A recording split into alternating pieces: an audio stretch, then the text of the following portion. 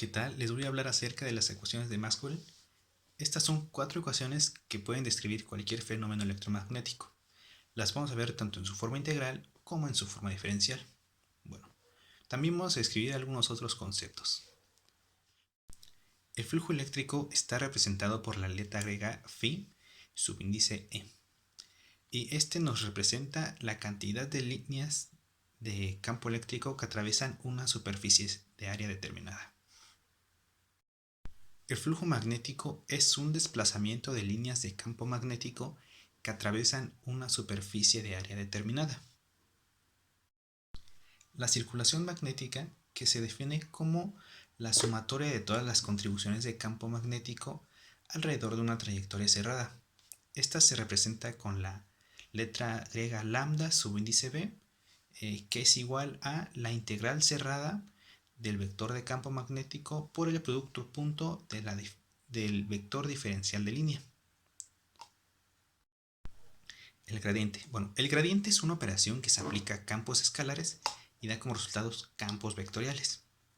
El gradiente de un campo escalar aplicado en un punto nos va a dictar la dirección a la que nos tenemos que dirigir para que el campo aumente. El gradiente se va a representar como el operador nabla por una función y que es igual a la derivada parcial de la función con respecto de x por el vector unitario y más la derivada parcial de la función con respecto de y por el vector unitario j más la derivada parcial de la función con respecto de z por el operador unitario k. Bueno, la divergencia es una operación que se aplica a campos vectoriales y da como resultado campos escalares. La divergencia mide la diferencia que existe entre un flujo saliente y un flujo entrante en un campo vectorial. Se va a representar como el operador nabla producto punto de una función que es igual a la derivada parcial de las componentes en x de la función con respecto de x más la derivada parcial de las componentes en y con respecto de y más la derivada parcial de las componentes de la función en z con respecto de z. Bueno, el rotacional es una operación que se aplica a campos vectoriales y da como resultado o campos vectoriales.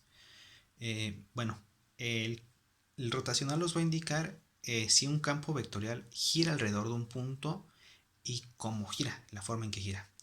La forma de representarlo es con el operador nabla por el producto cruz de un vector. Este también, bueno, como es un producto cruz, lo podemos obtener aplicando un determinante. Bien, ya definimos algunos conceptos. Ahora empezamos con las ecuaciones de Maxwell.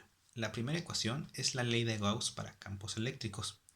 Esta nos dice que la cantidad de flujo eléctrico que atraviesa una superficie gaussiana cerrada en un medio de permitividad es igual al total de carga que encierra dicha superficie.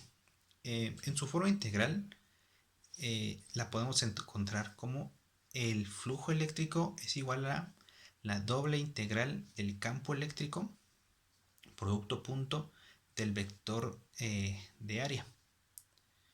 Esto es igual a la carga encerrada. Ya teniendo en su forma integral, ahora en su forma diferencial la vamos a encontrar como la divergencia del vector de campo eléctrico es igual a la densidad de carga volumétrica sobre la permitividad del vacío. La segunda ley es la ley de Gauss para campos magnéticos. Nos dice que el flujo magnético neto exterior de cualquier superficie gaussiana cerrada va a ser igual a cero. Esto, como ya sabemos, debido a la inexistencia de los monopolos magnéticos. En su forma integral la vamos a encontrar definida como el flujo magnético es igual a la integral doble de una superficie cerrada del vector de campo magnético producto punto del vector diferencial de área. Eso es igual a cero. Y en su forma diferencial la vamos a encontrar como la divergencia del vector de campo magnético es igual a cero.